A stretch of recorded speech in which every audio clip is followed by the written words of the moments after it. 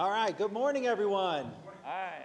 I'd like to call to order the meeting of the Board of County Commissioners for May 5th, Cinco de Mayo, 2020. Let's begin this morning with an invocation. I'd like to ask Commissioner Ray Sandelli to say our invocation this morning. Well, good morning, everyone. We are blessed again with the gift of a new day. Let us all reach out beyond ourselves for the betterment of all whom we share this time with. Well, there are certain times and there's certain uncertainty in these challenges left. Our faith will guide us and continue to make progress on the journey ahead. We ask for your protection every day, especially for those in the greatest need. Amen. If I could ask for a moment of silence. This past week, my wife's uncle passed away, Nick Nicolosi, in New York City at a Veterans Hospital of COVID-19. He served this great country. His name's Nick Nicolosi.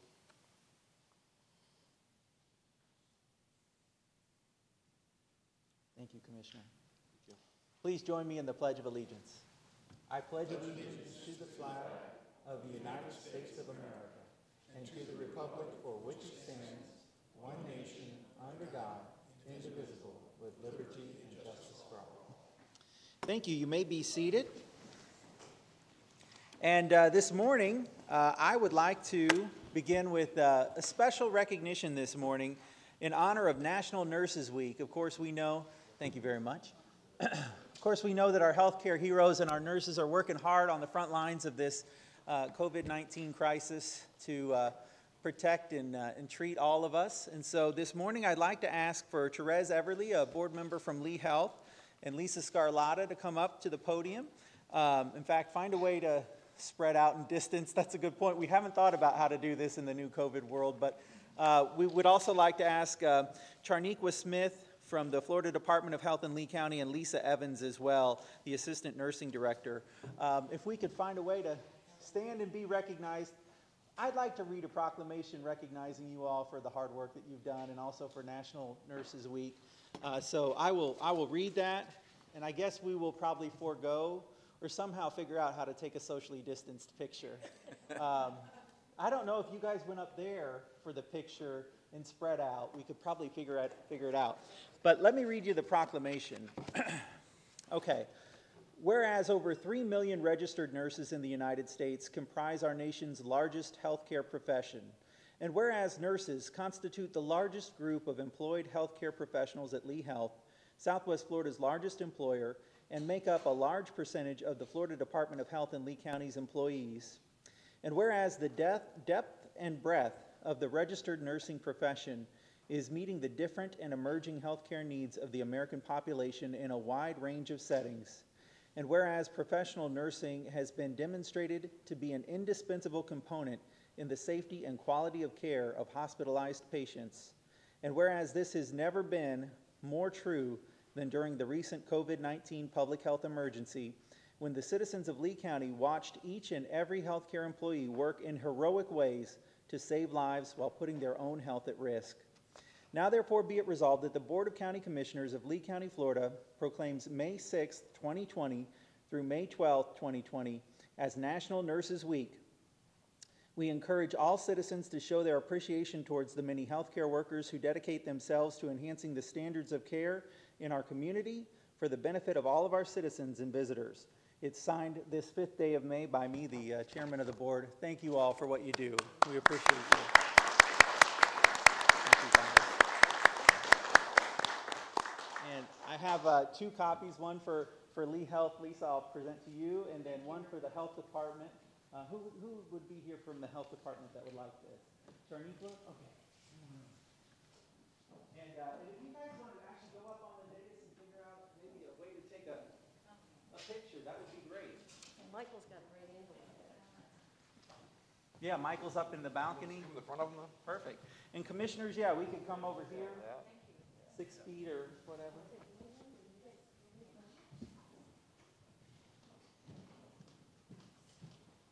There we go. Perfect. 6 foot. There we go. 6 feet. Everybody's over there. Maybe we have a little more room on this end too, I think, if somebody wanted to spread out. Okay. Perfect. Okay, we'll pause.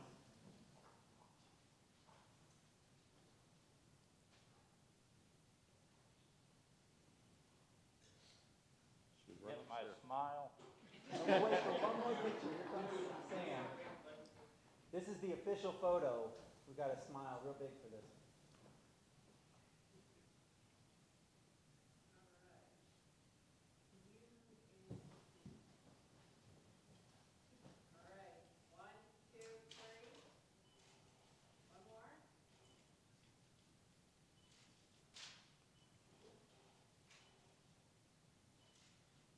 Thank you very much.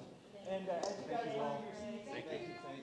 If I could ask Lisa and somebody, Sharnico from the health department, to just say a few words at the podium here, that would be great. Thank you, guys. I could say something right now, but I won't. Well, thank you very much. I just wanted to thank the commissioners for allowing us to be here today, and thank you for the recognition. Without getting too emotional, the nurses that you see behind me are the ones that deserve all the recognition for being at the front lines over the past few weeks, but for most of their careers. So this means the world to us, and we greatly appreciate everything you do for this county. Thank you very much. Very good. Thank you.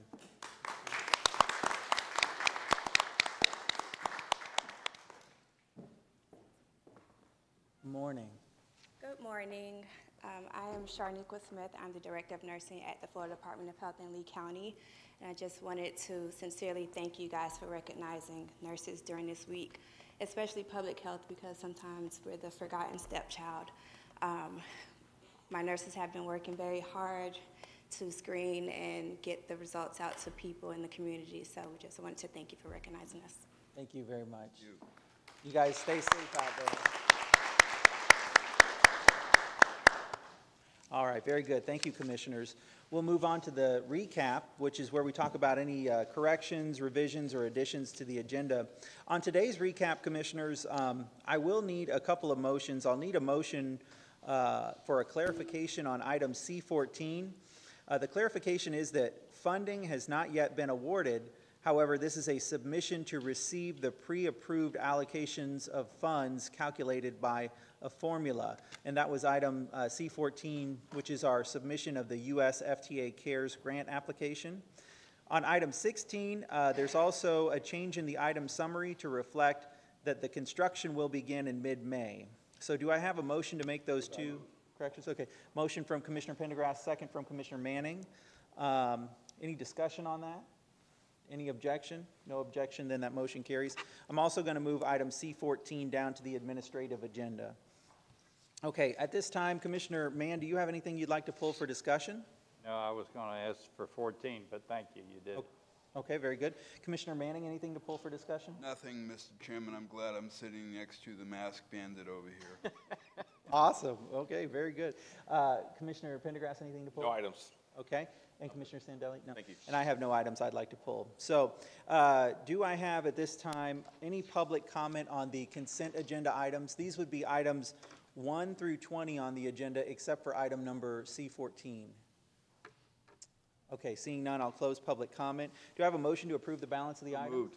Okay, the motion is from Commissioner Manning. Do I have a second from Commissioner Mann? Okay. Do we, all right, any discussion, commissioners, on that before I call the question? Okay, seeing none, are there any objections? No objections, then the consent agenda is carried unanimously. All right, so at this time, let's go ahead and take up the Port Commissioner items, and then we'll come back to the Lee County Board of Commissioners administrative agenda as it's written on our agenda. So at this time, I'd like to convene as the Board of Lee County Port Commissioners, and I'd like to ask our Acting Director, Ben Siegel, to come and present the items. Morning, Ben. Morning, Commissioners. It's a pleasure to be here today.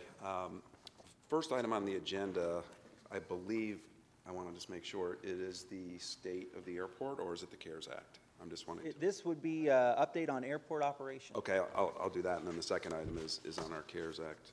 Thank you. Well, anyway, it's a pleasure to be here today.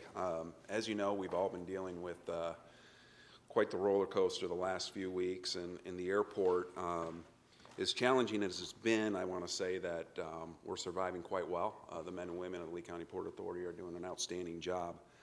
You know, immediately when it was obvious that the COVID-19 virus was going to impact our community and actually the world, we immediately started enhancing some of the things that we were doing at the airport, just like a lot of folks were. We enhanced our cleaning and sanitizing of all the high traffic areas and high touch points.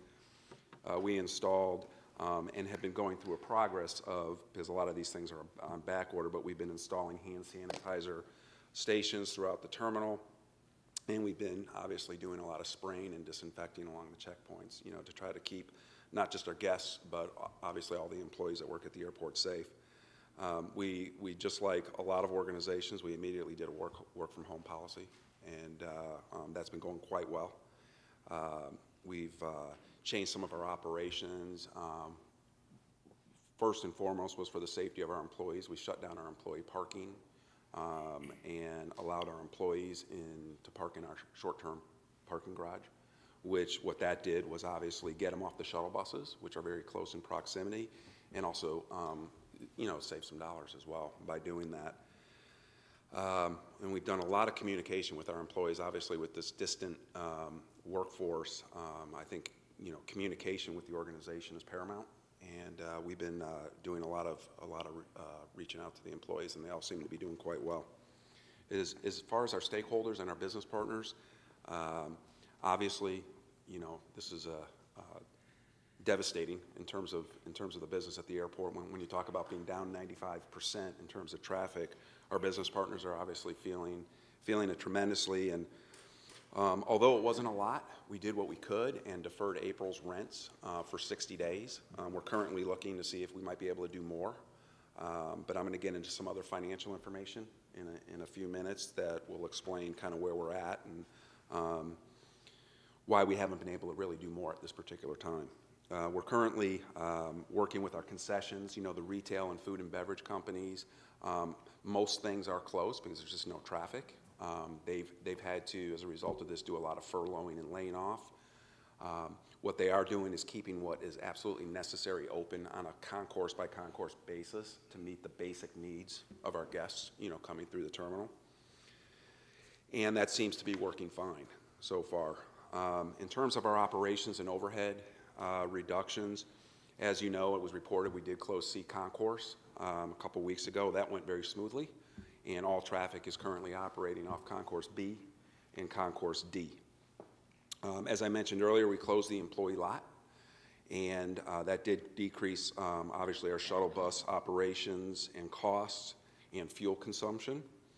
Our parking and janitorial staff, we've reduced, obviously, the staffing through those contracts to meet the current demand, and that's probably saving in the neighborhood of about $250,000 a month right now.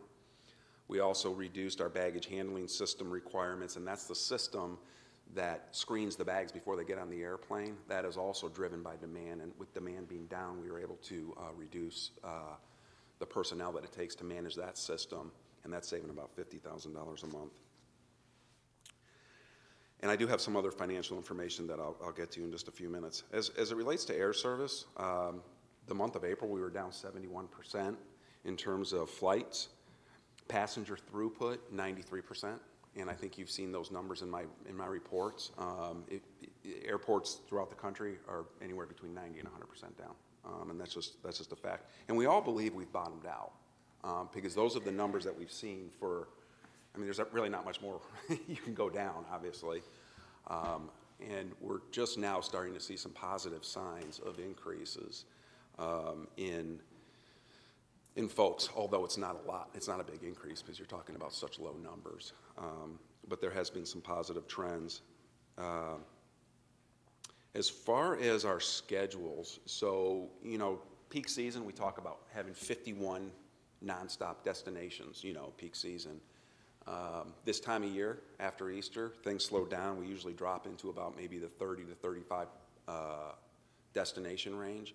We're currently at 19 destinations, which is what we're serving today. Some of it's coming, you know, from the international side. There's no Canadian service. There's no service to Germany. Obviously, New York, New Jersey, those airports, we just lost a tremendous amount of service as a result of COVID-19. So it's been unreal, to say the least. As it relates to finance, from a finance perspective, right at the beginning, I should say right in the middle of March, we started taking a look at ourselves, and I alluded to some of the things that we've done with our larger contracts, the janitorial and all that stuff. All in all, we cut out of our operating budget about $3 million. And it may not seem like a lot, but we have to understand that we were already 6 months into a very, very busy year. So we were spending like our normal spend would be for the year. So we were 6 months halfway through the year. So we came in and effectively cut $3 million for the remainder of the year, not including our some recognized savings as a result of our hiring freeze and our typical vacancy factor. We're projecting we'll save somewhere between $5.5 to $6 million in our operating budget through the end of our fiscal year, which is, as you know, September 30th. Our passenger numbers for the month of March had a great first 2 weeks. We were up, and then obviously everything bottomed out, so we ended up being down 49% for the month of March. April, May, we're expecting to be probably north of 90% down compared to last year. So where do we go for the rest of the fiscal year? We really don't know, but I'll tell you what we're guessing. We're taking a very, very modest look going from June, July, August, September, and estimating about a 10%, being, if you will, 10% greater than what we were down in the previous month. So if we were down, for example, if we were down 95% in May, for June, we're going to say we're going to be down 85% from last June. So very modest increase. We've talked to a lot of our colleagues, in the industry. We think that's a very conservative approach going forward. Is it the right number? We don't know. But what we do know, using that number, we'll probably come in at about 6.7 million passengers for the fiscal year, which is down about 35%. If you remember, we just busted 10 million, last year. 6.7 million, to put it in perspective, is the numbers that we had before we moved to the new terminal in 2005. That was 2004 type numbers is what we're looking at. So pretty dramatic. We're working on our 2021 budget. We're not obviously getting a whole lot of information from the airlines in terms of what we can expect, but I can assure you that it will be an incredibly conservative budget, working off what we are projecting for the rest of this fiscal year. And I'd be thrilled to be able to come back to the board later in the year, later in next fiscal year, and let us know that we blew our budget projections and we're doing much better than what we projected. But it's really hard to say at this time. As it relates to just a couple other one other financial thing, we did close last week on a $50 million line of credit, which was approved by the board through a bid process, and it was awarded to Bank of America. The plan for that $50 million line of credit, if you recall, was to really bridge future grants from the state of Florida that we're expecting for our various capital projects, one being the terminal expansion project. Obviously, with the deferral of that project, the bridge, if you will, to future FDOT grants will still be needed just a year later. However, we will now plan to use some of that to wrap up did I say tower?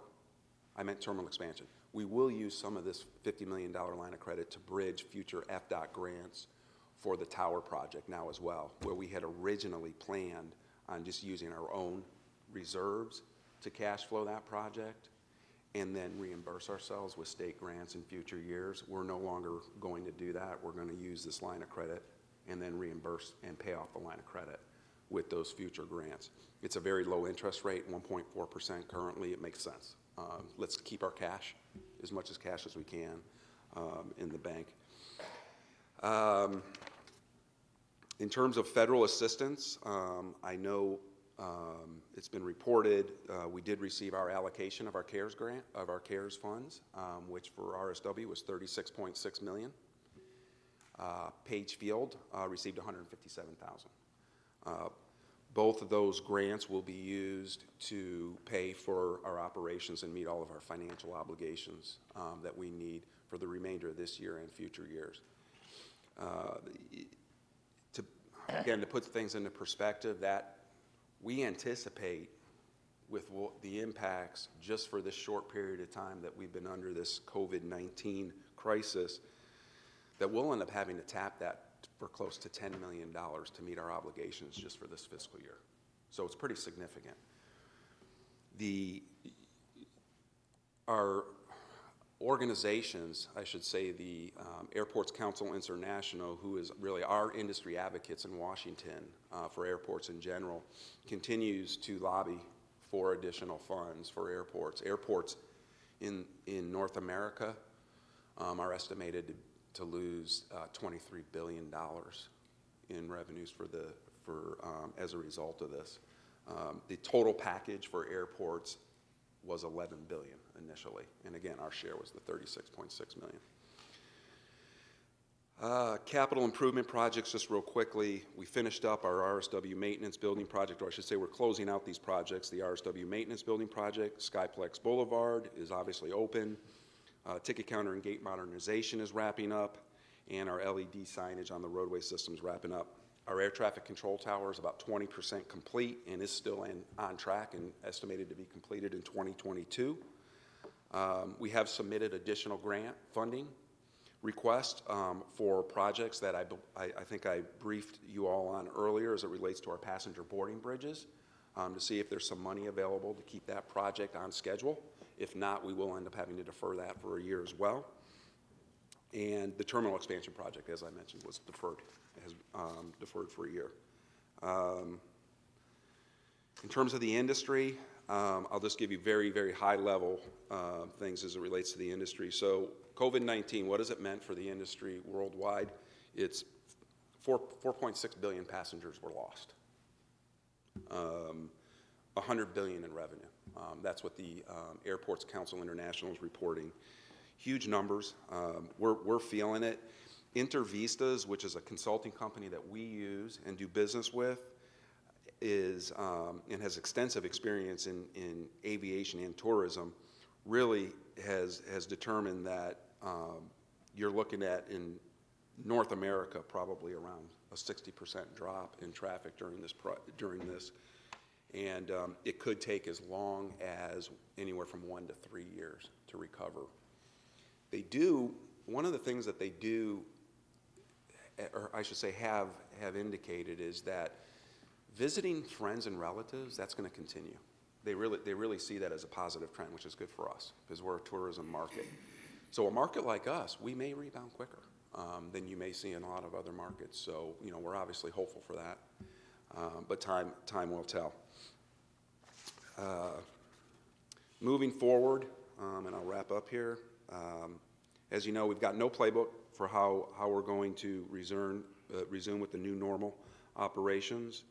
Much will depend on the airline's abilities to operate at some margin of profitability, and obviously working together with airports, airlines, regaining and restoring the confidence in the traveling public to get on airplanes. We've assembled a small group of our employees to start putting together different things for us to work on in terms of returning to work for our employees, policies, procedures, and we're also taking a look at how we can improve our operations at the airport to restore the confidence in the traveling public. And we plan to meet weekly on that. We had our first meeting yesterday, and it went really well. And lastly, I'd just like to say that it will take an industry approach to get through this. It's going to require consistent guidelines. Airports, airlines, restoring the confidence in the traveling public is not just going to happen in one particular segment of our industry. It has to happen throughout the industry. And we'll get through it, and it's just going to take some time. So with that, I'd be happy to answer any questions that the board may have. So yeah, obviously, not a very good outlook in the near term, but like you said, we've bounced back from things before. Yep. We will bounce back again from this. It may take between 1 to 3 years to do it, but we'll get there. So commissioners, one of the reasons why Ben has given us such a thorough update too is you talked about our next meeting and potentially postponing or not having the next meeting too? Correct. Okay. That meeting, yeah. When was that meeting scheduled for? So we had a joint meeting scheduled in May. which I believe is, Was for Thursday, I think, this week, right? it would have been probably for this, yes, sir. It would have been for this Thursday. So that was canceled. So we canceled that meeting, but instead we figured just to kind of keep the contacts down, we'd at least have him give us an update here so that we didn't miss a meeting, especially with all that's going on at the airport. So with that, Commissioner Pendergrass, you have a question? The change of the meeting, did you have any contracts or anything pending that needed to be approval coming up? No, we're okay. We were able to, we were able to take a look at that and just bring, the only things that we were bringing to you at these types of meetings were things that were absolutely necessary, but everything else we're able to defer a little bit. And real quick, the $36 million for the CARES Act, I know there's got to be a lot of limitations what we can use that money for. It can be used for some future capital related to the COVID loss then? Yes, it's available to use for capital projects as well if airports can. We don't anticipate having those types of funds available after we meet all of the obligations that we have just for our operations. So. Well, thank you for the update, Ben. And also, I think some of the good news about people visiting relatives, our seasonal residents, I knew truly are going to come back here. When it gets cold again in October or November, they're going to come back here. Yeah. I think by then everybody will be back to normal, and they're going to return to their winter homes, and we'll get back to normal. Hopefully the flight patterns will start back up again. And, you know, you're there every day, and thank you for everything you do. And if you need making changes, adapt to the new normal right now at the airport, feel free to do that. For me personally, at the board, and I was going to say thank you for a tremendous job you're doing right now. You know, I truly think sometimes things happen for a reason in some places, some people are put in their places. I saw it here at this board in 2012 and 13 when I came home, and Roger came here, and Richard. And we had a tremendous year that year. It was we turned everything around. It's been a great year. All my colleagues have been great. You're doing it now. So this is your opportunity. You've been a shining star at the airport, so thank you for everything you're doing there with your staff. Thank you. Thank you, Ben. Any other questions? Commissioner Sandelli? I'd just like to echo what Cecil said, and that's thank you very much. Communication on a broad base, what's going on in the industry, but also what's going on at our airport with a few unexpected situations. Ben, thank you very much. It's been enlightening, and it's been helpful. Thank you. It's a pleasure, and I'll tell you, I'm glad to do it, and the men and women of the Lee County Port Authority are just, they're an unbelievable team to work with, and I will make sure I pass that along to them. So thank you. Any other questions for Ben? No? Okay. Very good. Now, Commissioners, Ben does need a motion from us. Is that correct, Ben, that we need to give you authorization to execute the grants from the Federal Aviation Administration for the CARES Act funds? The next item. Okay. Correct. Move the item. Go ahead. So we have a motion from Commissioner Pendergrass, and we have a second from Commissioner Manning? Okay. The second is from Commissioner Manning. Do we have any questions or discussions related to the CARES Act money? Mr. County Attorney, do you have anything? No? Okay. At this point, Ben, I'll ask you to step aside, and I'll just call. Does anybody wish to make public comment on the motion, and that is accepting the money from the federal government to help our airport to the tune of about $36 million? $36 million. Okay, seeing no public comment, then I'll close public comment. Commissioners, any further discussion on that item? Okay. Are there any objections? No objections, and that motion carries unanimously. Thank you, folks. Ben, thank you very much. Give the whole team at the airport our best, and we know we'll be working through this. So, very good. Thank you. All right, at this time, I'd like to announce that we are reconvening as the Board of County Commissioners, and we're going to move on to our administrative agenda. Let's take item C14, which we had moved to the administrative agenda. Item C14 is the item related to the CARES Act. And this one specifically is our LETRAN system. Mr. DeJolet? Thank you, Mr. Chair.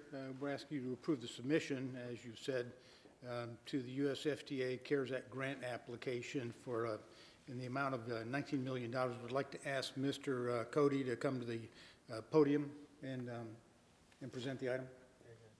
Morning, Robert. Good morning, Commissioners. Robert Cody, Lee County Transit. Good morning, Mr. DeJolet, Mr. Welch.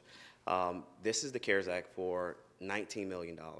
$18 million of that CARES Act fund is generated via the FTA 5307 grant. $1 million will come from 5311.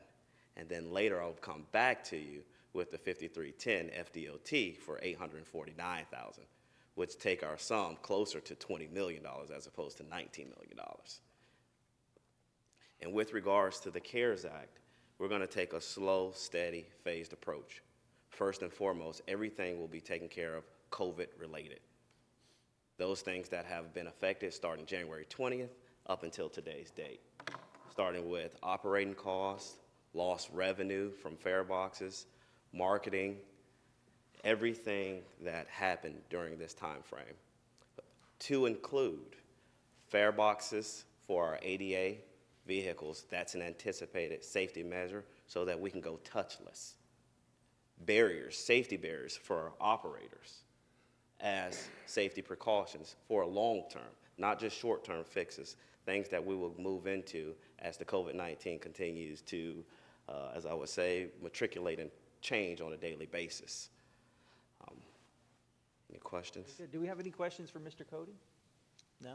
I just, Well, Commissioner Pendergrass and then Mann. Yeah. I just want to say, Robert, all your staff's doing a great job out there. I've been talking to a lot of the drivers and stuff, and someone sent me pictures of what they're doing, the cleaning, and they're doing a great job with keeping themselves safe and the passengers safe. Some of the measures they're putting in place in the cleaning, our employees have gone above and beyond. So thank them for everything they're doing out there, really trying to protect the citizens. Absolutely. Commissioner Mann? This is a result of the congressional action that this money is available to us.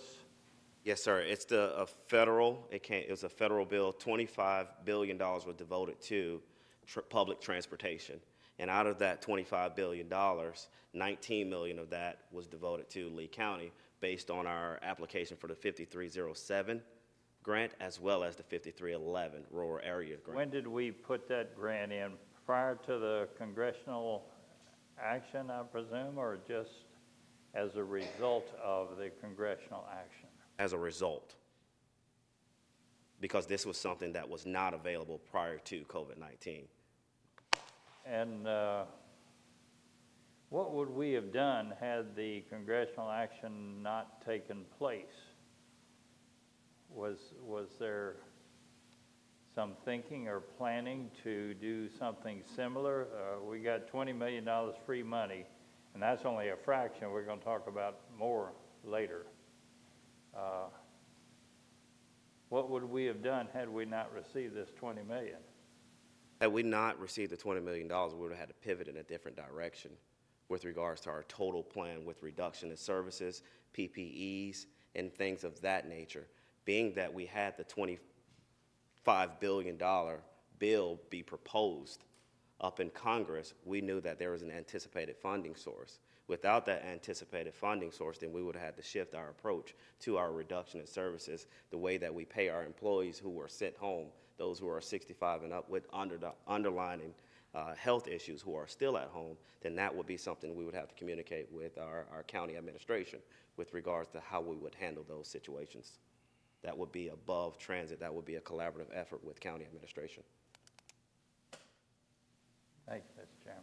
Thank you, Commissioner. All right, any further questions for Mr. Cody? All right, I need at this time a motion to approve the staff recommendation. We have a motion from Commissioner Manning. Do we have a second? Second from Commissioner Sandelli. Okay, do we have anybody who wishes to speak in public comment about the Lee-Tran grant? Okay, seeing none, we'll close public comment on that. Commissioners, any further discussion on that? Okay, seeing none, are there any objections? No objections, that motion carries unanimously. Okay, let's move on to the administrative agenda item number 3, which is the first item on our administrative agenda. Mr. DeGilet. Thank you, Mr. Chair. Today we're asking you to approve the Partnering for Transportation Results program agreements. Would like to ask Mr. Cody to come back to the podium and present the item. All right, got your exercise. You got more steps in for the day. Our Partner for Transportation Results dedicates funds through our 5310 grant. That's via FTA, a pass-through through FDOT and the MPO. It dedicates funds to the Dr. Ella Piper Center, the Lighthouse of Southwest Florida, as well as Hope Hospice. Those funds, this has been a continuation from previous years. It actually reduced this year due to Goodwill's departure from the Partner for Transportation Results organization or committee. We are paying out this year $142,000 which last year was about $312,000, due to the fact of Goodwill's had a large portion of that funding source at a tune to about $187,000. Can you give us, Mr. Cody, an update on, first of all, what we've done to make sure that we take care of the folks that were left with a need after Goodwill's closed down? And then could you also just give us an update on, is there an investigation going on into what happened at Goodwill's? Okay, I will start with the need. The individuals with needs, there are 325 eligible clients that Goodwill would transport via the Transportation for Disadvantaged Committee. Lee-Tran currently transports 66 of those clients on a daily basis. We have touched base with all of the eligible clients via the Transportation Disadvantaged Committee. And we have met the needs of all of those individuals prior to COVID-19 and during COVID-19. And it's been very consistent throughout the process of about 66 round trips per day. We've seen the highest number, our peak, a week ago at 71 trips. However, we have not seen the 320 total at one time. They could be sporadic, or they could have transitioned into our regular ADA passport services. But we have made contact with all of those individuals, so the needs are being met. Dallas, we are working with the dialysis companies to ensure that every individual they had on their list matches our list to ensure transportation. Excellent, very good. And then as to the investigation, is anybody looking into what happened? Because we as the county and then several of the cities also gave a lot of taxpayer dollars to Goodwill's to try and meet these needs of these medically necessary trips. Obviously then we saw the organization collapse. I think a lot of people want to know what happened. Well, we've been working with the Commission for Transportation Disadvantage as well as the Florida Department of Transportation with regards to an investigation. FDOT forwarded their findings up to the IG, the Investigator General, and at this point, that's as much as we know.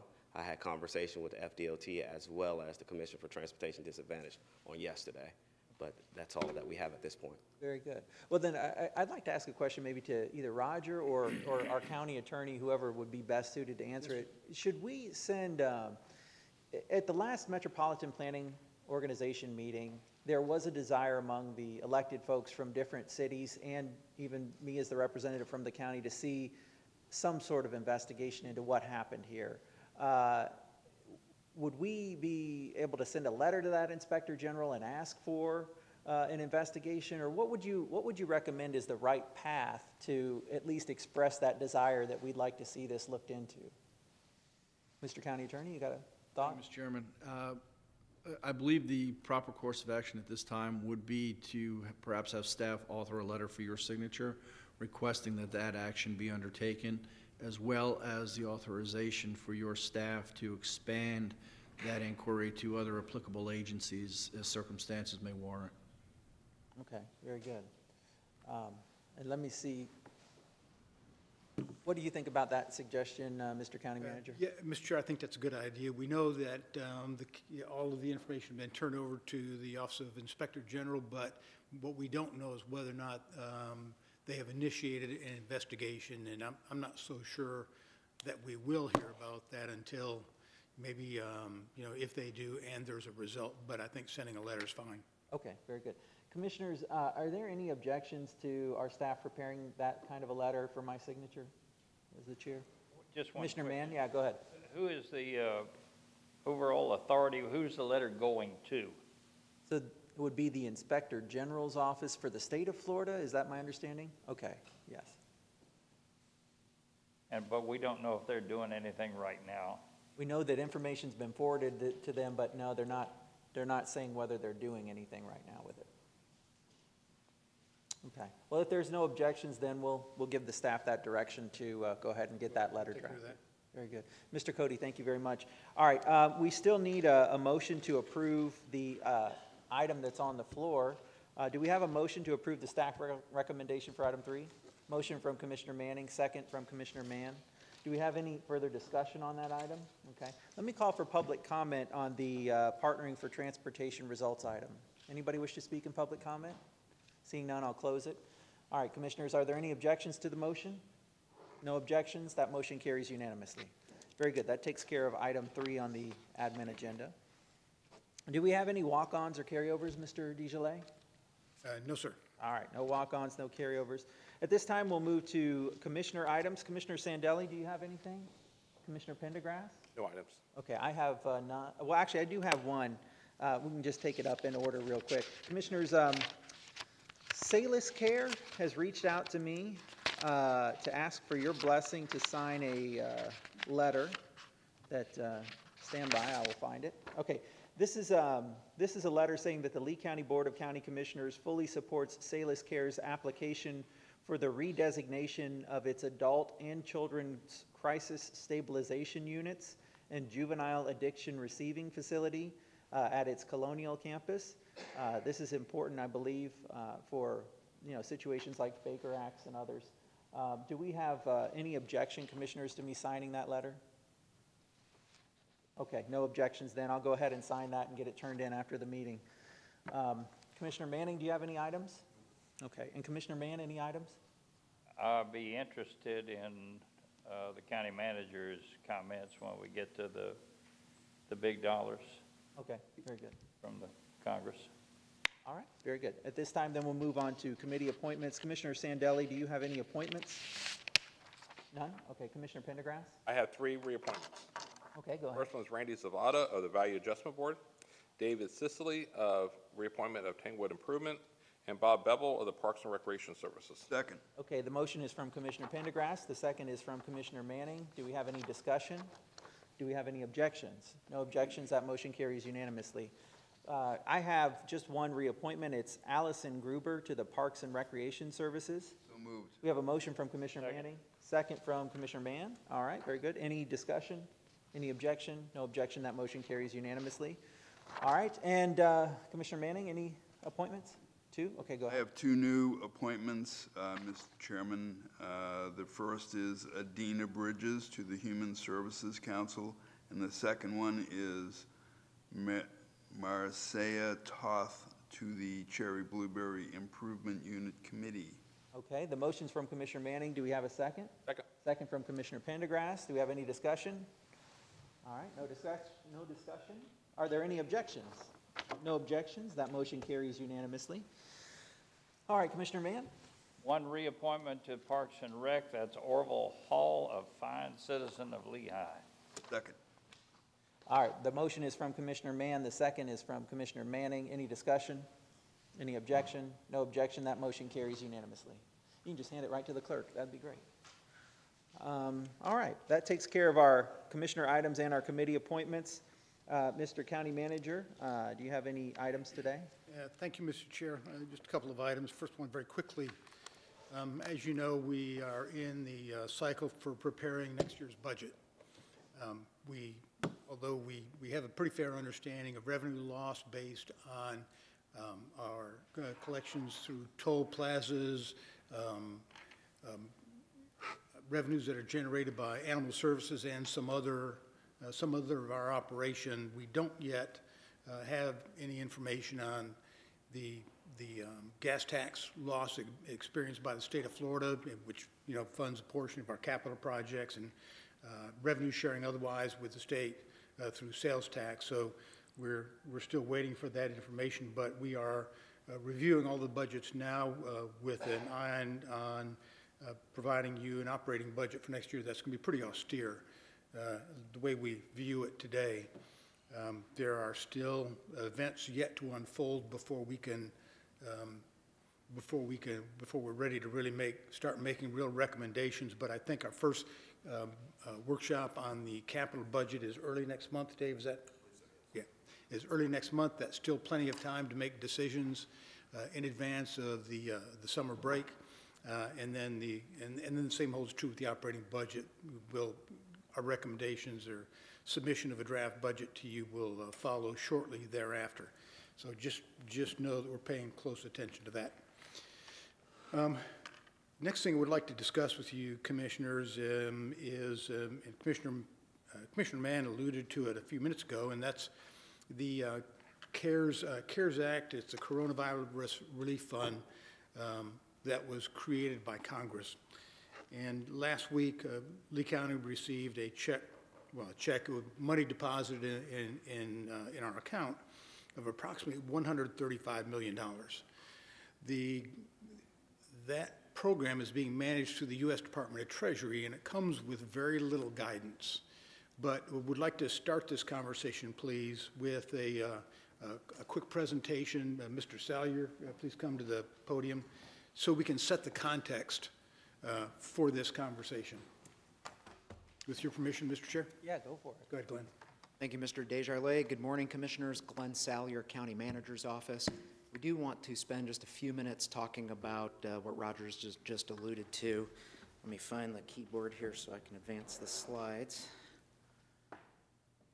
So, you know there have been 3 recovery and stimulus measures passed by Congress thus far. We're talking today about the $2.2 trillion package known as the CARES Act. That money has gone to a number of things which you are aware of, including recovery payments directly to individual citizens, a number of business loan and grant programs, expanded unemployment insurance, etc. But $150 billion of it specifically has been allocated to state and local governments. The way that was determined is by population, so each state received at least $1.25 billion. And then on top of that, jurisdictions with 500,000 or more population received a direct allocation, so it was carved out of the money that went to the states, and we got the money directly. Now, the 3 overarching requirements of this money is that you spend it only on those things that were necessary and incurred due to the COVID-19 public health emergency. Those expenditures could not have been accounted for in your most recently approved budget. And finally, those expenditures must occur between March 1st of this year and the end of this calendar year. So as the county manager indicated earlier, Lee County has been allocated $134.5 million, and it came with very little Treasury guidance. We got 4 pages of bullet points, not even on Treasury letterhead. Pretty strange situation, so we'll tell you what we know as of today.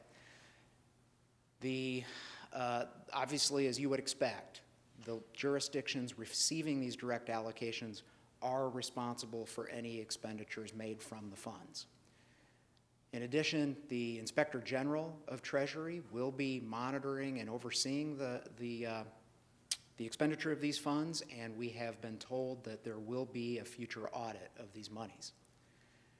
And finally, if you don't expend these funds by the end of the calendar year, or at least if you don't incur the expense to be reimbursed by the end of the calendar year, these funds do need to be returned to the federal government. And one very important item for us today is that these funds cannot be used to make up for lost revenues due to the COVID-19 event.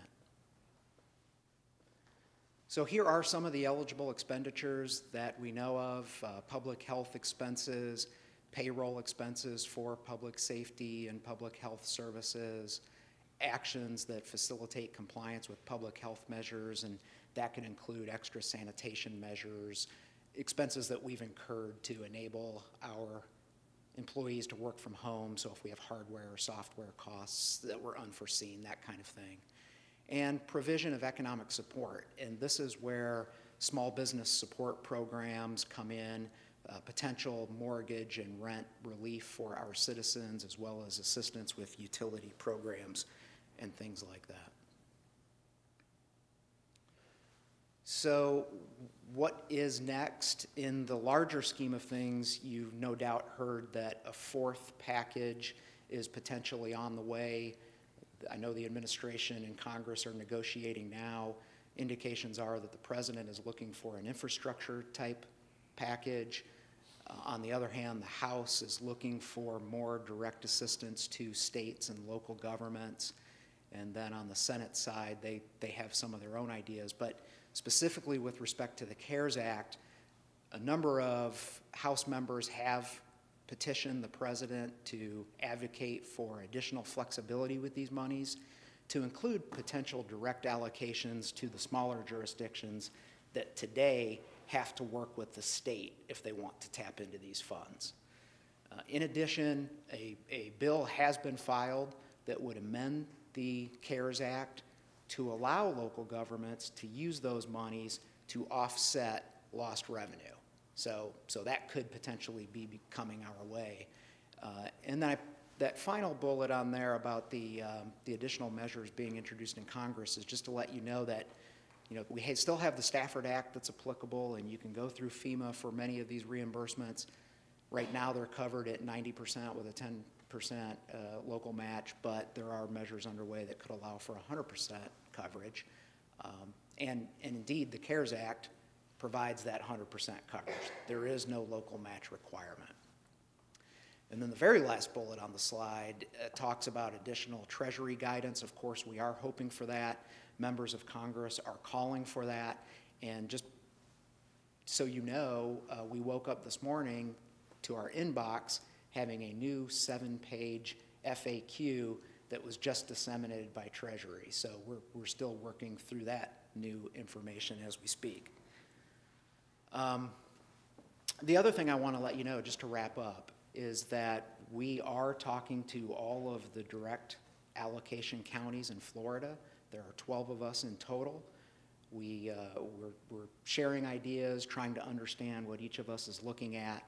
In fact, we have a whole team dedicated from economic development and VCB and sports development and a few others who are conducting surveys across the country to see what people are thinking of doing with this money. But we're in direct contact with the other direct recipients in Florida. Thus far, people are really working hard to understand what their specific gaps are in their county. For instance, Miami-Dade had a little bit of a breakdown in their food distribution network, so they're working hard to fix that, and we'll probably use this money for that. We haven't heard that in the other communities. They're looking at a number of things, everything from rent and utility assistance, like we talked about on the earlier slide, as well as some business assistance programs.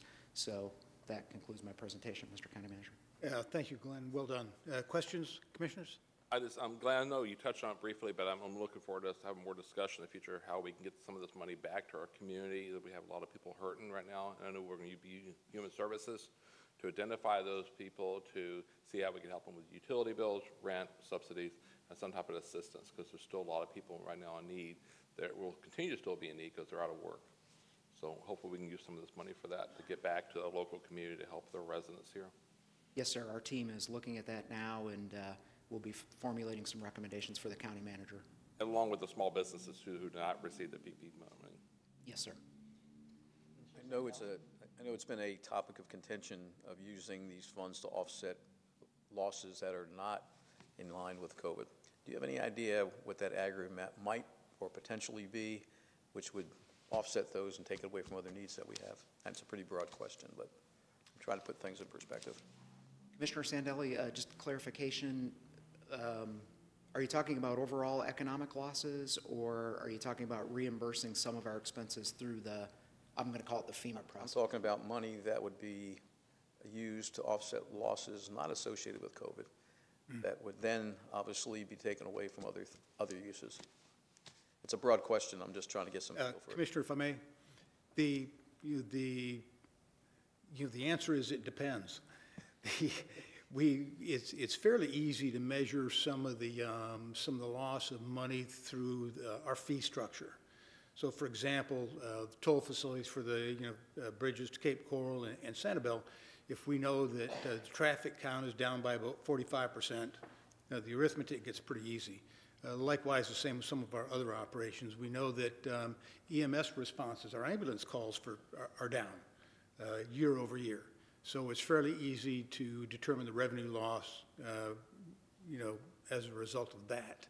What we're unable to tell is what's going to happen to property values, not in the current year's budget or in the current year or in the budget plan for fiscal year 21, because those values are already set as of January 1 of this year.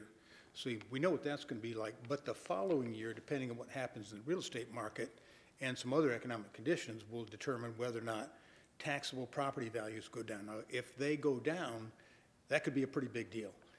but we're unable to predict that yet. I think we've done a great job in the past with budgeting and reserves and so on and so forth, but I'm really thinking holistically for the state of Florida. What does that mean to us collectively for those maybe who weren't as careful and how those money shift around? So it's a pretty broad question, but it's something that rattles around all the time. Thank you. There'll be plenty of conversation as we go forward there about will. all of that. Yes. What other questions do we have, Commissioners? Commissioner Mann? Mr. Chairman and colleagues, I'm almost, but never totally, speechless on this particular issue. This is a unique occasion in the history of Lee County and our relationship with the United States Congress. We have never gotten a check for $135 million ever, or anything approaching that. This came, it struck me as the result of a $2 trillion increase in the national debt. And I think it needs to be stated about that within the context of this large debt, yes, that's being thrust upon us that we did not ask for. It's going to be up to our great-grandchildren to help pay this off. And those of us that like to think of ourselves as conservatives need to bear this in mind before we just start looking for every possible way to spend $135 million that we did not ask for. We can be very proud of the fact that this is a well-run, fiscally speaking, county. We have substantial reserves. We were not in a panic mode when this check came in the mail. We weren't searching for pockets of money to get us through the next month or year or throughout this budget year. But we now have $135 million, and I'm just asking for caution as we move forward. And I want to share with you a quote that I have on my desk every day. It sits there and I glance at it. It was from a former governor of Massachusetts who became president of these United States. His name was Calvin Coolidge. This is just about 100 years ago. He said, "Nothing is easier to spend than the public's money. It does not appear to belong to anybody. The temptation is overwhelming to bestow it on somebody." We need to dust that off and read it every now and then, because we got $135 million in our pockets with very little guidance as to how it should be used. A few areas where it cannot be used. But they're meeting in D.C. right now to try to figure out how to send us even more. I've met with Mr. Salyer and Mr. DeJarlais, and I'm sure that the rest of you have too. And I have just, with knowing so little about the restrictions accompanying these money, which seem to be few, I said, let's please be very careful as to what we're asking for, again, what I started with. It's our great-grandchildren are going to be paying this back someday, if the nation survives to that opportunity to let them pay it back, which we didn't ask for, and now we're trying to justify the need. I'm just asking for caution and consideration in the big picture. We've never had this before. I hope we don't have to have it again, but it looks like it's right around the corner for the second phase anyway. So I just had to get this off my chest. I told Mr. DeJarlais that if it were up to me, and I got a call from the president that said we're about to send you $135 million, I'd have said, why don't you just keep it? And if we find out that we're really desperate, we'll get back to you. So, amen. That's where I am. All right, very good. Mr. DeJarlais? Thank you, Mr. Chair. And in conversation with Commissioner Mann yesterday, it's hard to disagree with anything that he said.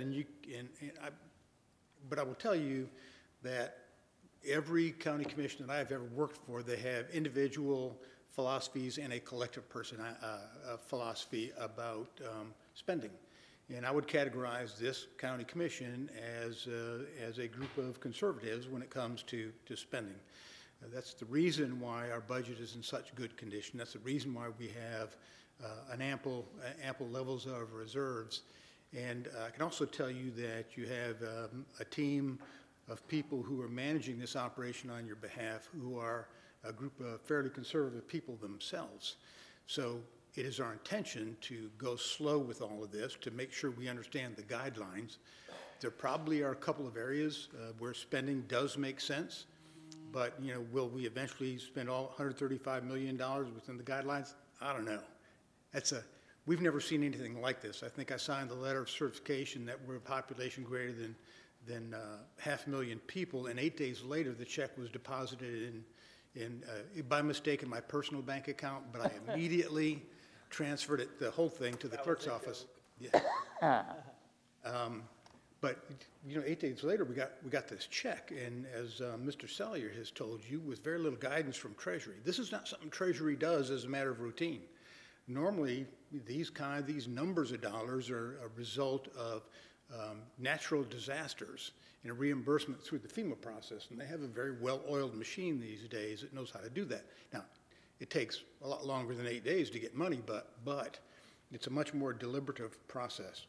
So in our case, we intend on going very slow. These are dollars that are going to be spent, if they are, by December, unless Congress changes the process. So we have a couple of recommendations to make to you today that seem to make sense. I know that the chairman and I had some conversation yesterday and have discussed it with all of you, and so this should not come as a surprise. But as you all have mentioned at one time or another in the last few weeks, we need to find a way to help local citizens, local businesses to the extent that we can where it makes sense when it comes to recovery based on the pandemic. So, Mr. Chair, with your permission, I'll just give you our recommendations. Given the unemployment rate, and I don't have the local unemployment rate in front of me, but the U.S. unemployment rate last week probably rose above 20%, which is absolutely unprecedented. I mean, it is just incredible to think that so many people are having a hard time making their mortgage payments, making their rent payments, their utility payments, putting food on the table for their families. So while we're not prepared to tell you exactly how the process works and how much money we think ought to be allocated, we would like to suggest to you that through our Human and Veteran Service Program that already has a very well thought out process using federal dollars that we get every year to provide rent, mortgage, and utilities assistance to those who qualify. I want to suggest to you that we could add some of this money to that process so we could actually provide more services to more assistance to the folks who qualify. We don't know what that number is just yet, and we're not prepared to tell you how much money we think makes sense, but we'll be prepared to do that for you next week if that's acceptable. And the other category that seems to make sense today is the purchase of personal protection equipment. As everyone knows, that's been in pretty short supply worldwide. More and more companies are manufacturing that equipment now, and through our Department of Emergency Management, we probably have greater ability to procure greater amounts of the PPE than a lot of local businesses. And I'll give you an example. Saw in the news this past week about dentist offices that are reopening, but they can't get the protective equipment. So, local doctors, dentists, and other industry sectors that are going to need the PPE in order to ramp back up with their businesses. In some cases, we've got retail operations that are requiring customers to wear masks when they come in, and we don't know what's going to happen with the restaurant industry just yet. But if this if you all agree that it's a good idea, then we will prepare all of that information to present to you next week for your consideration. Okay. So next week for our consideration, just probably same time, same place, a Tuesday morning meeting at 9:30? With your permission, Mr. Chair and Commissioners. Okay. Commissioners, what are your thoughts on that? So that'd be a special meeting next Tuesday, just dealing with this one agenda item. Yes, sir. Okay. Everybody, okay. Does somebody want to make that motion then that we schedule that meeting? Oh, we have a motion from Commissioner Manning. Do we have a second from Commissioner Pendergrass. Do you have any discussion on that? Commissioner Pendergrass? Not in the meeting, I have a question about, not comments about the whole. Okay, go ahead. So I just want to say, Commissioner Mann's correct, totally correct about this money. We didn't ask for this money. It came to us kind of a surprise. We knew that the federal government and our president is doing tremendous work for us, trying to get to stimulate the economy locally and across the nation. I think it's a great act on behalf of the president to do this. But before we send the money back, like I said before, I want to make sure that we take care of our local residents. We have people sitting in line for hours waiting for food. I'm working with some people today to bring some corn in from Glaze County to get out to people in Lehigh Acres today. People wait in line for hours for corn. You see the stories on the news. People are returning their kids' diapers to feed their kids. Yeah. There's people hurting, and we need to make sure that people are taken care of before we start returning the money. Because when you send the money back, it'd be great if they put it back in the treasury and not use it, but they're going to send it to California or to Miami or somewhere. So use it for our local people. Then when we don't use, yes, I want to send 100% back of it to get through this crisis. We don't know what the total outcome is going to be. You know, I heard the news this morning about the Hertz, the Chicos of the world, and that's kind of scary when you see the larger corporations you think would be stable are hurting this much. So we don't know where we're going to be at 3, 4, 6 months from now in our local economy. And to see people waiting in lines for hours for food, there's no need for that. Commissioner Sandelli. I would absolutely agree. I think there's a lot of need out there, and as well intended as some of the programs where they were coming out of the federal stuff, the actual people receiving at the local level, it's been challenging. So anything we can do to help expedite that and leave some of that plain, I think we need to take a careful look at. And it's not just $135 million. If you add the LETRAM money and the airport money together, it's over $180 million between all 3 different agencies and departments. And I know we're not going to use it all, but at least make sure we get our portion for our local residents. You know. Very good. Any further comments? I'll just finish off with saying, you know, I'm interested in having the meeting and having the discussion to see how we could help some folks locally. These are people who are healthy, who through no fault of their own have lost their jobs and their ability to provide for their families, their ability to make their mortgage, rent, or utility payments. These are businesses who, through no fault of their own, are now going to have to drastically change their business practices and incur tremendous amount of new costs to try and protect not only their employees and themselves, but the customers that come in and do business with them. And so certainly I'm looking forward to sending a healthy chunk of that back to the federal government. But right now I believe that the intent was to get that money in the hands of people who are currently hurting through no fault of their own. And if we have programs like the rent, utility, and mortgage assistance programs that are already well vetted and thought out programs that we could augment that may be needed through this, I think that's a great conversation to have. So, Mr. Chairman, just one last comment, please. Mm-hmm. To give you some sense of comfort about how one of the criteria for recommending spending of these dollars is think of these dollars as one-time dollars. Mm-hmm. These are not dollars to be spent that will cause an escalation in the general fund spending in subsequent years. So these are, we're trying to keep it simple as possible, but consider these one-time dollars and not an escalation in spending otherwise. Excellent. Okay, very good. All right, let me ask, does anybody, the motion is just to set a meeting for next week. Does anybody want to speak in public comment on whether we should set a meeting for next week or not? Okay. Oh, one person? Go ahead and come up to the podium then and state your name for the record. And this is just specifically on the topic of setting a meeting for next week to talk about the CARES Act. If you want to talk about anything else, we've got that coming up next on the agenda. Chickens? So, yeah, definitely think that we should have that meeting. Yeah. And I am a local business. I have a martial arts school, been here since '95. Totally affected. Government's closed me down for 2 months. Okay? So I know people that have small businesses, we are affected. People that are still working, whether that be Costco's or anywhere, I get that, except We don't have income, and we have employees, and it's crazy that in a martial arts school, I can stay 6 feet away. It's not even an issue. But I'm here to tell you that there's money here. It should go to the local businesses in some aspects to get us back to work, whether that be paying landlords or that don't give us a break. So I have contracts and non-contracts, and people are just not paying. And I've furloughed everybody who's responsible to pay, because that's who I am, because that's ethical and that's moral, to when this is all over. But that's a whole lot of income that is just shoved somewhere that may or may not even exist. So if we have money, I think we should be dealing with the real people here, the ones that are affected, the ones that cannot generate any money, and have compassion towards everybody in this situation.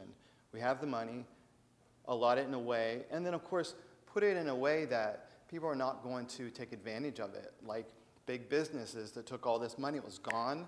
It's craziness, you know. And the payroll, you know, you have the payroll, but if you do any kind of drafts, and I'll let it go, but if you do any distributions or something like that, that wasn't covered. So if you're doing distributions and you're doing regular, then you're only, if the government's helping, they're only helping based on payroll. So whatever you're bringing in, so if you're bringing in 100,000, but your only payroll is 50,000, and the rest is the distribution, you're not getting anything for that. But all that money goes to the business to support staff, etc. So yeah, definitely, and I'll be here for sure, because, okay, so local businesses need to be helped. And the ones that are back, like 25% restaurants, they don't need to be helped as much because they have been generating money. Go to Chick-fil-A, see the line. It's 100 people in line. I'm out of business, they're making money, and we're helping them. So that's all I have to say. Could you, real quick before you go, just so the clerk can have it in the record, what's your name? David Gallagher, Gong Fu Institute. Perfect, thank you, sir. All right, okay, anybody else wish to speak on that item? Okay, yes, ma'am. Go ahead and come up here, and say your name for the record too, just so we get it. My name is Yasmin Brown, and I totally agree with I forget what your name was, what he said. If you don't have to spend it, don't spend it. I think that we should be accountable, and we should also yield ourselves to prayer and asking for wisdom on how to allocate these funds so that we're not taking in more than what's needed and return back what is in surplus. That's all I want to say. Sounds good. Thank you very much. All right, very good. Anybody else? Okay, we'll close public comment on that item. Commissioners, any further discussion on setting that meeting for next week then? Okay, any objections? No objections, then that motion carries. Thank you, Mr. Desjardins. We'll look forward to those recommendations when we Thank you, Mr. Chair, Commissioners. Okay, that concludes our county manager items. Is that correct? Yes. Okay, let's move on to our county attorney items. Mr. West, you have anything for us today? Yes, sir, Mr. Chairman.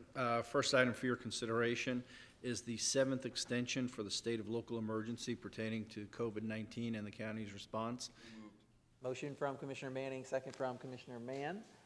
Any discussion on that? Anybody wish to speak in public comment on the extension of the state of local emergency? Seeing none, I'll close it. Any objection? No objection, motion carries unanimously. Go ahead. Thank you, Mr. Chairman. The second item is a request for execution of a resolution to extend the prohibition on use of outdoor burning for an additional 7-day period. We would respectfully request approval. Okay, motion to extend the burn ban from Commissioner Manning. Do we have a second? Second from Commissioner Sandelli. Just ask a question on that. Commissioner Mann, go ahead. What triggers this request? Is this the firefighters or the 17 districts around the state of Florida? Who asked for this? Because we got 1.5 inches of rain in my house the other day, and we still can't burn. Mr. Chairman? Go ahead, Mr. Wesh. Commissioners, under your ordinance 18-09, there is what is referred to as the Ketch Byram Drought Index. And when that index reaches 600, we respectfully request the board institute a burn ban. At last check, despite the rain countywide, it still exceeds that index. So this is a county ordinance that triggers this request? Yes, sir. Thank you. Any further question? Okay. Any public comment on the extension of the burn ban for 7 more days? Okay, we'll close public comment. Any further discussion? Any objections? No objections. That motion carries unanimously. All right, anything else, Mr. Wesh? No, sir, thank you. Okay. I had a question for the Pendergrass? county attorney. If I could, I know we had talked about earlier in the week, the changes we made in the county about opening parks and stuff. There's still some confusion in the private communities about pools, about public pools and private pools. So I think it's probably best for Roger's office to, through our media, and it's on our website, I believe already, to make sure we get out that the county is not shutting down private pools. We've been contacted by a lot of different communities. They're under the assumption that their private pools are shut down because of the county's current park situation. So it's just Richard or Roger's staff can make sure we inform we have it on our website to inform the media to get that out that the county is not shutting down private pools. Thank you, Commissioner. We'll coordinate with Mr. Wesch's office to make the appropriate statement, and we'll create that messaging. Great. Thank you. Okay, very good. All right, any further questions or comments for our county attorney? Okay, seeing none, we'll move to the next item. Now, the next item is public presentation of matters by citizens. This is the opportunity to talk about things that were not on the agenda today. You'll have 3 minutes to talk. We've got at the podium here a green light, a yellow light, and a red light right at the top corner there. It works just like a stoplight. When the yellow light comes on, you might want to think about wrapping it up. When the red light comes on, I'll ask to call the next speaker. I'm going to go ahead and call the speaker's name, and then I'll call whoever's next as well, so that you can start to prepare yourself to come up and speak. And again, we just ask that everybody keep their comments, polite and courteous to each other. We don't want to say or do anything that would be seen as a personal attack or an intimidating thing to anybody else. And of course, no booing or hissing or clapping or anything like that. We'll get right through it. All right, so Mr. DeGillet, you're all set. Let's call David Gallagher, and then after David Gallagher will be Charles Edwards. Good morning, yeah. And you don't have to touch anything when you get to the podium. It's all set. All right, so this is about chickens, I guess. My wife brought this up to me, and she's not going to speak, so I'm not passionate about chickens or anything other than I think that we should have the right to have chickens in the backyard. I know that St. Petersburg, I'm up there a lot through martial arts, and they have allowed it, and they have basic restrictions, like 50, 100 yards away from the house, no roosters, because they're loud, but I have dogs in the neighborhood that are louder than roosters. So I think that it should be okay. I don't see personally any reason why somebody can't have a few chickens in the back if there's not going to be any noise problems. They're not going to, and if they're in an area that's secure, meaning I've been to Key West, and obviously, they run around. I always thought that was kind of cool, but I wouldn't want that locally. So as long as they're in a fenced area, my daughter, we go to these little farm co-op things, and she gets to play with the animals and so forth. I just don't see why a person, a citizen, American citizen who pays taxes can't have the right in their own yard, their own property, just have a couple chickens. So that's my only thing, is just like, why not? Who's it hurting? I mean, dogs hurt people. They're loud and obnoxious, but we have dogs. So, I mean, chickens, you can have eggs. You can, especially in this environment. I mean, if you had more of them, people could survive easier. If there is more problems coming in the economical distance, people can have their own eggs. I'm just for it, but like I said, I have no great passion towards chickens, other than I eat them. And outside of that, I think my wife has if she wants to have chickens in the back, I think she should be able to. That's it. Very good. Thanks. Thank you, sir. All right, let's call Charles Edwards, and then he'll be followed by Heather Skoutakis. Can we swap positions and let Heather go first? Sure. Heather, absolutely. And then we'll call Charles after that. Skoutakis. All right, I apologize. Thank you. Today I came here to tell you that I started a chicken petition for chickens in the backyard for the Lee County residents, specifically laying hens, not roosters, for the purposes of providing eggs. And the reason for that is because my personal story is I'm a mom, and by mid-March, when I saw the grocery shelves nearly wiped clean due to the coronavirus pandemic and the stay-at-home orders, I tried to find food from other sources, like local farms and online, but everywhere was sold out. Prices were outrageous. That was really alarming as a citizen, as a mother responsible for feeding my family. It was also very eye-opening to see how fragile our food supply chain is. So I garden, but that's just not enough. So I thought, well, what else can I do to increase my food home supply? Obviously, there needs to be another way, especially in critical times like this. Nearly every day, there's a news story about how our food supply chain is breaking, about meat processing plants closing, some permanent, some temporary, backing up the food supply chain, farmers tilling under crops, euthanizing animals, and then I thought, why are we forced to rely on vulnerable corporations and China to produce so much of our food? I just couldn't sit idly by and do nothing. So I looked into my options, and I found out that after gardening, chickens are the second most popular way people are able to raise their own food.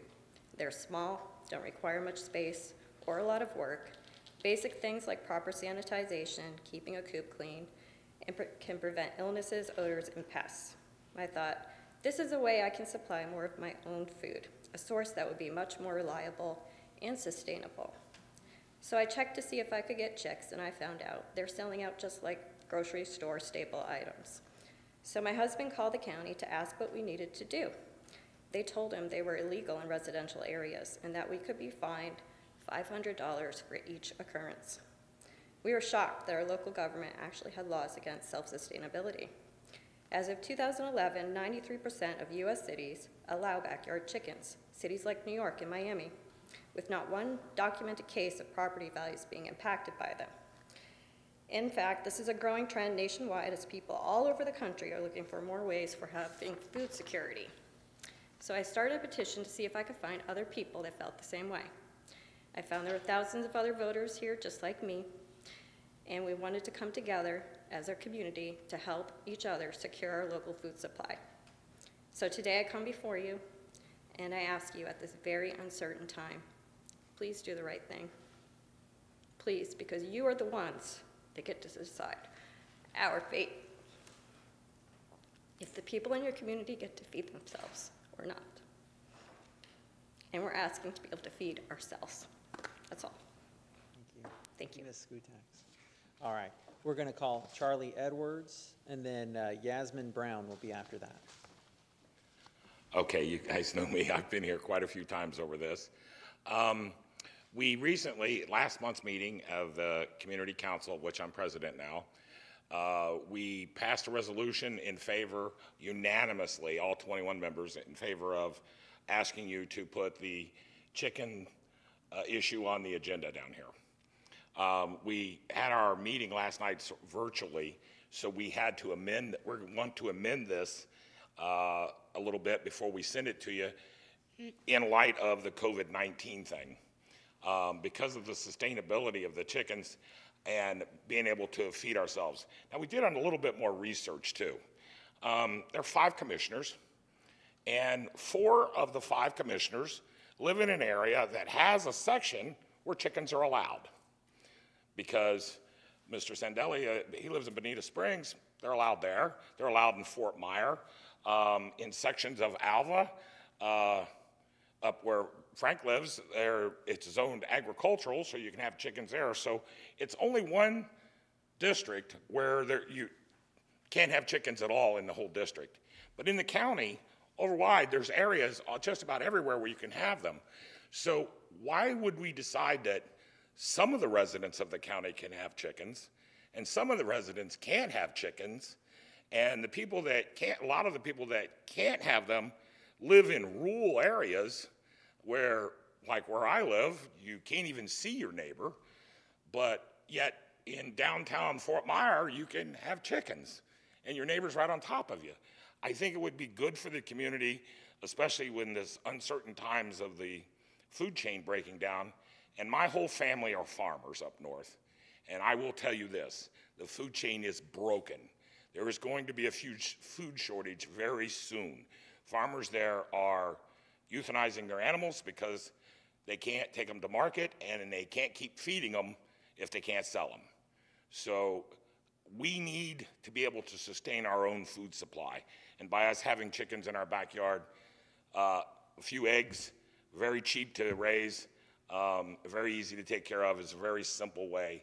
And with all the cities in Florida that allow this, why not us? There's even 5 counties that are countywide now. So, and it's growing in the state of Florida. It's time for us to at least put it on the agenda and have a discussion about it at the council, at the commission, I mean. And that's all I have for you. Thank you. Thanks, Mr. Edwards. All right, let's call up Yasmin Brown, and that is the last card that I have. Hi.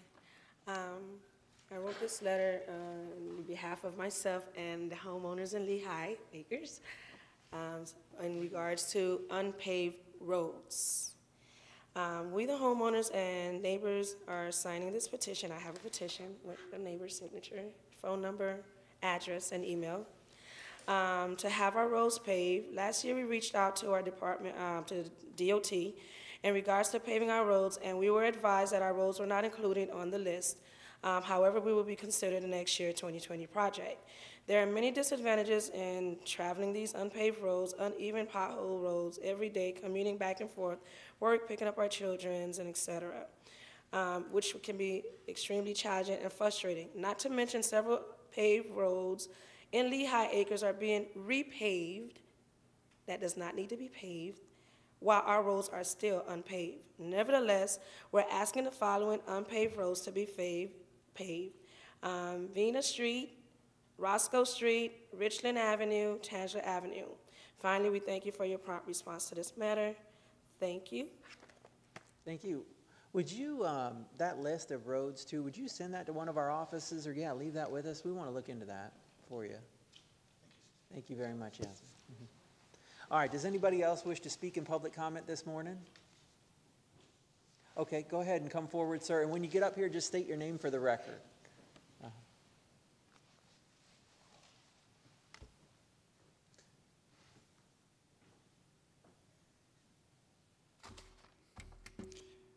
Good morning, commissioners. Good morning, audience. My name is Valdemar Garay. I had a great opportunity to be here 2 weeks ago speaking in front of you. I really appreciate the opportunity that you allow the residents in the city of Fort Myers to let us open our hearts and our concerns to you.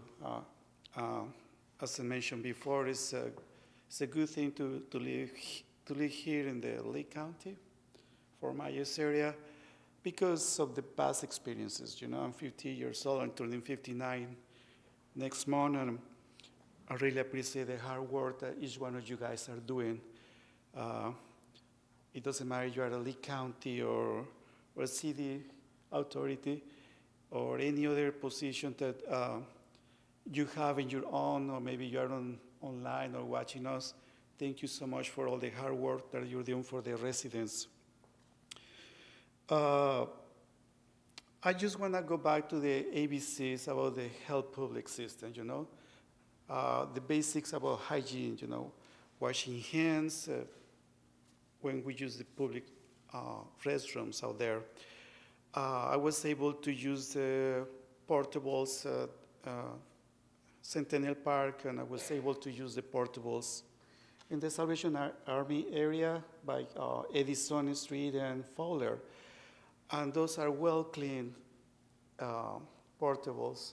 They're being well-sustained. And I really thank you because I am a homeless. The number 2 area that I've been always going back and forth is on Palm Beach Boulevard and Ortiz. The name of this place is called, excuse my English, Scanler Hall Community Center, is that correct? Scanler Hall, yeah. Scanler Hall. Yes, I would really appreciate, gentlemen, if you can pay more attention on those bathrooms. As you know, the public restrooms are being shut down for a long time. The portables are closed. They haven't been maintained yet, and it's un-Latino. And I speak for the Latino community that is in the area, for the African community that lives in the area, for the kids and the families. Like this gentleman said, we need to do the hard work for them, for our kids and our grandkids, you know.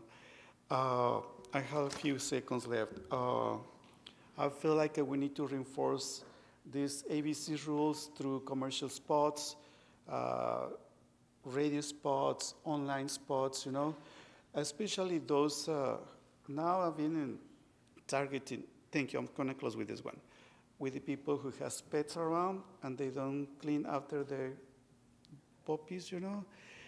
We need to reinforce that too. Thank you so much. Thank you very much for your time this morning. All right, very good. Anybody else wish to speak in public comment this morning? Okay, go ahead and come forward. Does anybody else wish to speak as well? If you could raise your hand just so I can get an idea. Okay, then this will be our last speaker. Good morning. Good morning. My name's Hillary Maines. I'm here on behalf of Backyard Chickens of Lee County. I've lived in San Carlos now for about 7 years, and I'm a homemaker for 10 and have 8 children. A couple of my children are between 2 and 5 years old, 2 and 6 years old, a few of them, and they love chickens. I don't know if you guys have ever been to a farm. I know I have. And chickens were really smelly. I personally never wanted them.